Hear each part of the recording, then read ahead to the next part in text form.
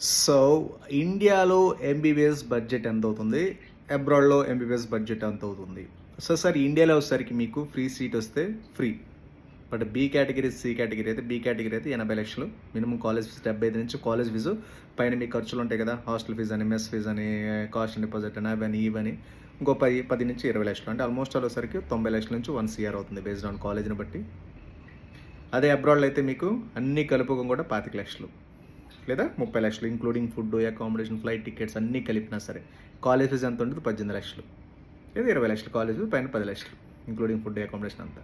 అంటే కంపేర్ చేయండి. అంటే మీకు ఇండియాలో కంటే బి కేటగిరీతో పోల్చుకుంటే వరల్డ్ ర్యాంకింగ్ అవ్వచ్చు, స్టాండర్డ్స్ అవ్వచ్చు, ఎక్స్పీరియన్స్ అవ్వచ్చు, అన్ని రకాలుగా కూడా ఎక్స్ట్రార్డినరీ మెడికల్ కాలేజ్ రష్యాలో ఉన్నాయి. సో బి కేటగిరీ అనేది 100% నాట్ ప్రిఫరబుల్ అండి. సి కేటగిరీ అయితే అసలే వద్దు. ఎందుకంటే ఇక్కడ చదివినా సరే నెక్స్ట్ ఎగ్జామ్ రాయాల్సిందే, అబ్రాడ్‌లో చదివినా నెక్స్ట్ ఎగ్జామ్ రాయాల్సిందే. నెక్స్ట్ ఎగ్జామ్ అనేది ఖచ్చితంగా రాస్తేనే మీకు డిగ్రీ వ్యాలిడ్ అవుతుంది.